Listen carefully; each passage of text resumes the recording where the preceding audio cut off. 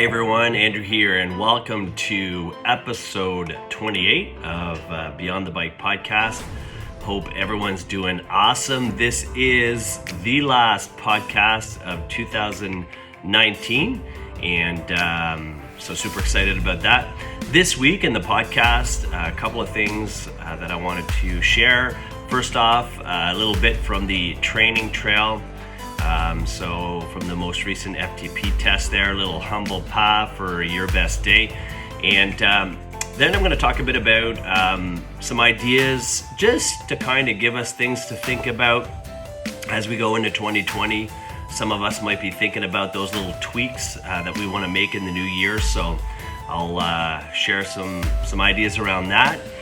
And then we're going to go to chapter 18, the truth about talent, when genes matter and when they don't. And so we'll look at Atomic Habits, chapter 18. And then as we do every week, we're going to finish with a final thought. So before we get rolling with the podcast, I just wanted to put it out there. One of the things that I talked about earlier, I can't remember which episode it was, but I talked about videotaping the podcast so that, maybe some of you could watch it on YouTube. So I'm doing that now. Again, what does this look like? I don't know, but I'm going to try to stay, and I know that language doesn't sound great, but I'm going to commit to doing this for 2020. So I'd like to kind of add this as a component to the podcast. And I know there's some podcasts that I like to watch on YouTube, and there's others I don't mind listening to. So feel free to give it a view. And if you go to, again, the website for this year, www.beyondthebike.weebly.com, you'll find all the videos there. Another thing that I am super proud of is the fact that my first ever spin video is available on YouTube. So that's another piece that I want to do in 2020. So those are kind of like my two main goals, or like those two tweaks, those two things that I'm going to add, is to just start kind of learning how to become a spin instructor on my own, and just making it, visible to the world. And again, there's people out there that aren't blessed like us. If we think of the PeloPeeps, we have this awesome bike. We have access to live classes. If you're not able to make a live class, you can get on demand. There's all the other stuff that you can do too. So, but there's people out there that don't have it. And so I said to myself, you know what?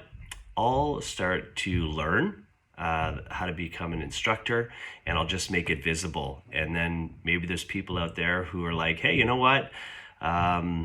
These are great videos to follow with my bike or stationary bike or whatnot. So check it out. Let me know what you think. Again, be kind. I love teaching, and I love spinning. And so kind of bringing those two together, I feel like in 2020, it's time. So super excited about that. So I want to talk a bit about my most recent FTP test that I did this past week. And, again, it's, I've been training hard. And I said to myself, you know what, the body, it's time. It's time to check to see if I'm in the right zones for my power zone training. I felt, my goal was to try to see if I could get maybe a 20 or 30%, not 20 or 30%, but like a 20 or 30 point gain in the FTP test. And you know what? I'm happy to say that there was an improvement. It was a slight improvement. I think it was 7 or 8 points. But I've learned a bit about it. And believe it or not, while I was in the house of pain, which is the FTP test, I was actually thinking about these things. And most of my Power Zone rides have been endurance rides. But the Power Zone test is you're mostly spending your time in zone 4 and 5. And so I need to get way more comfortable in zone 4 and 5. And, again, my training has changed a lot too. In the early evolution of Peloton, when I first got the bike and I was pretty competitive there, I was grinding hard. I was, up racing the leaderboard and trying to set new PRs all the time. And I was probably way more comfortable in the zone 4-5, but I haven't been doing that much or that much of that recently. So I have to now make sure that I'm incorporating that in my training. That's not like racing up and down the leaderboard kind of thing and going back to bad habits, but it's just, strategically placing training opportunities where I can, get my body ready. So then when I do the next FTP test, that, it's more comfortable for me. I was kind of in a very uncomfortable state right out of the gate, and I had to use a lot of mind power there during that one. So another couple of things, or one other thing that I was knocking myself there during the ride was, I'm pretty much spinning every day, and in some cases I'm doing 2 rides a day. And I realized, like, the next time I do this test, I got to give myself like a couple of rest days before, like I got to get the body back to 100% so that all the cylinders are firing hard and the body's rested, the muscles are in a good, kind of good state, and I'm kind of ready to go. And so, you know what? Again, 2 things I need to do: get a little bit more comfortable in zone 4 and 5, and get some rest days in there. So that's going to be super important. And so it's back to the drawing board and going to just focus on that. And I said to myself, I'm going to do the next FTP test. I'm going to do the next one February 1st. So I'm going to give myself a solid month of training. And so let's now move on to the next part of the podcast. And it's really just around, putting some ideas in your head, and even, it's also just for me to reflect too when I see this stuff. And I think of, sometimes we try to shoot too high, and we have these, huge goals, and then it's to try to execute them requires a lot of planning. It requires a lot of, there's some motivation that comes into play. In some cases, as we've learned in the book, there's environment redesign that we have to do. And so sometimes we pick things that are just too hard to achieve. And so what I was thinking is I'm going to go through this list here, and it's the top 9 regrets that people have at the end of their life. And bear with me here. We're not going to get dark here in this podcast. But I think there is an importance for us to be grateful for every day that we have. Be grateful for every moment that we have, because we never know. You never know when the day comes.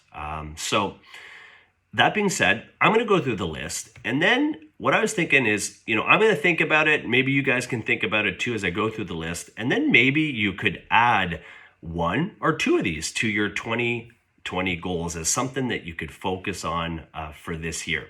So 1, I wish I had been more loving to the people who matter the most. 2, I wish I had been a better spouse, a better parent or child. 3, I wish I had not spent so much time working.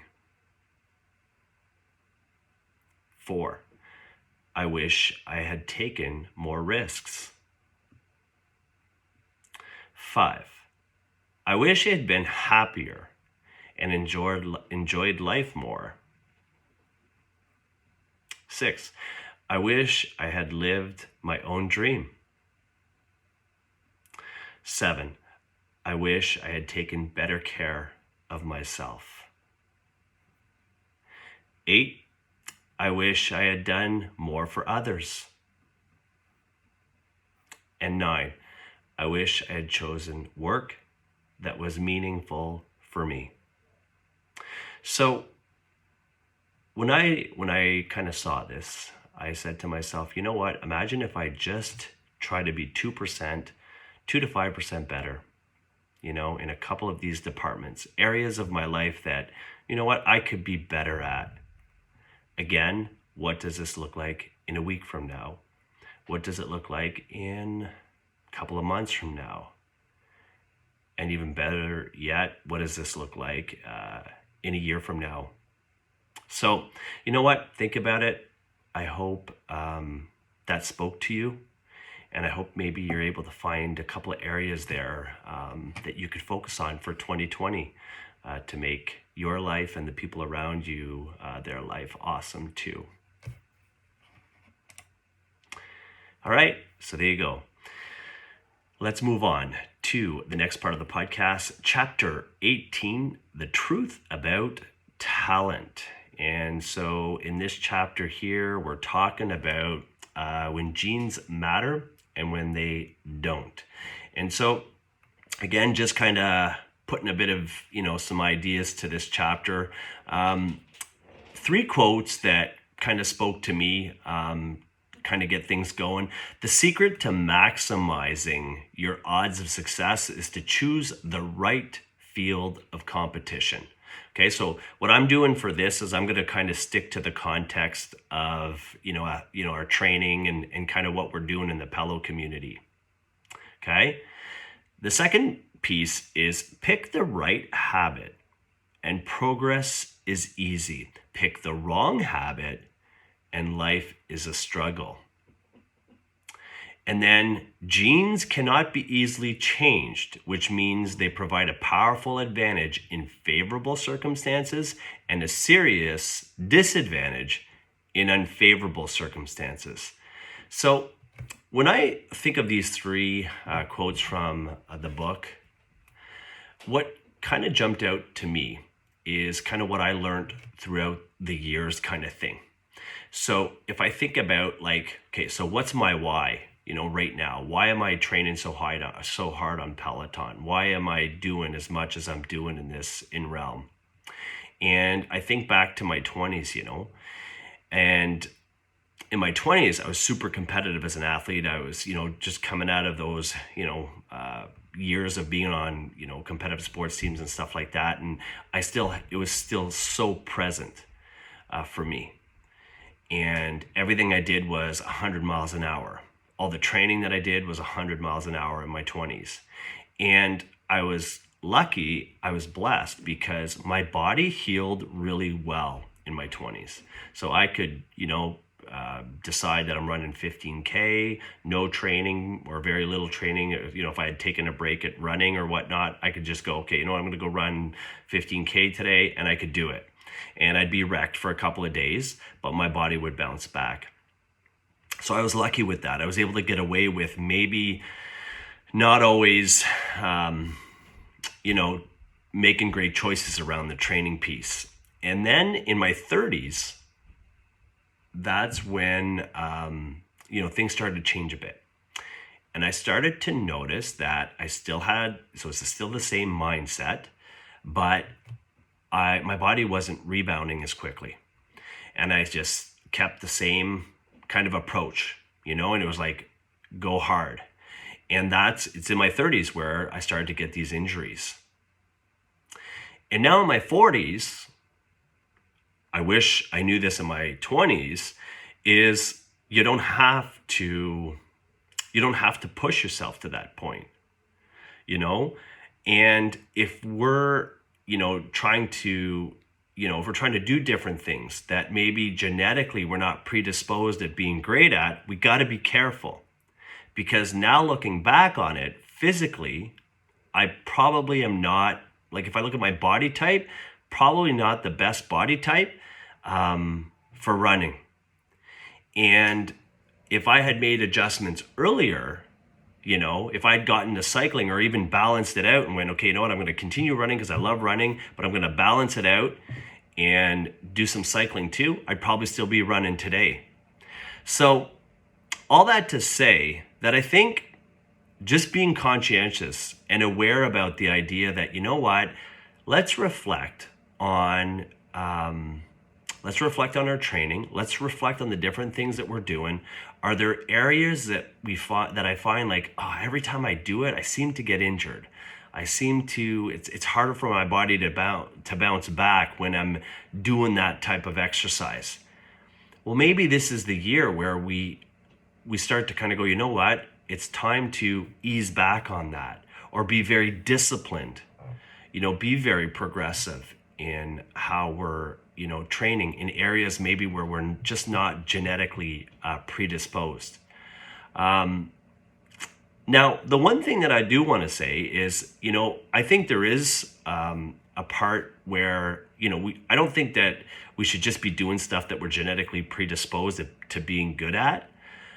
I think that there is benefit in, doing things that are hard, things that don't come naturally to us, because I find that when we actually venture out, that's when we can learn and sometimes discover some of our undiscovered talents by being open to trying new things. And if you think about it, if we're always, again, doing those things that are easy, are we really growing? But if we can just kind of, again, spend most of our time in areas that are, where genetically that's where we should be. But if we still have the, ability to kind of go, you know what, I'm going to still push myself in areas maybe that I'm not as comfortable with. There's a lot that we can learn, and we can also apply the things we learn to those other areas of our life. So I don't know if that makes sense, but that's something for us to think about. So the question for this week around this chapter is, are there things that I'm implementing in 2020? So what are the things that I'm implementing in 2020, and do they align in areas of my life that make me happy, where I feel that I'm going to continue to grow? And again, what I think is super important, what's key, is not necessarily knowing where the destination is going to be. Being courageous enough to kind of go, you know what, I am going to be brave and I'm going to do this because it feels right. I'm going to do it because it's something that I'm good at. I'm going to do it because I'm good at it, but it's still very hard. It's still very hard for me to make gains. And I'm going to do it. And if I invest the time and the effort and I persevere, that, there's some really cool unknown destinations and heights that I can achieve. So, you know what? That's my takeaway from chapter 18 is, yes, genetics matter. Yes, it's important for us to focus on the things that we're good at, but I still think that it's important for us to tackle some of the things that we're not and learn from those. Et voila. The last part of the podcast, and let's move into the final thought. As cliche as this may sound, you can do what you love. Doing what you love is a choice and a commitment to yourself with no excuses permitted. I record this podcast live, so my family members could sometimes just pop in. It's all good. We move forward. So I'm going to reread that. As cliche as this may sound, you can do what you love. Doing what you love is a choice and a commitment to yourself with no excuses permitted. Spend time losing yourself in what you enjoy. If you want to paint, paint. If you want to write, write. If you enjoy losing yourself in a novel, then read the book. Schedule it in if you must. Set aside a few minutes daily or one day a week, whenever you can. Just don't allow a lifetime to pass before you commit to doing the things you truly enjoy. All the small moments add up and become the life you live. So don't trudge through the moments, but turn them into steps in the magnificent dance that is your life. And so, you know what? I was thinking for us, all of us now about to turn the page on 2019. And as we all ventured into 2020, I thought that quote was perfect. And I'm really hoping that all of you guys can, find time and continue to find time for you. And continue growing, because that's super important. So I'm going to wrap it up. Visit beyondthebike.weebly.com to view the podcast and let me know what you think. And I hope you guys have an awesome 2020, and we'll see you back on January 1st on Instagram. So God bless everyone. And as I like to finish up every week, go get it. All right. Take it easy, gang.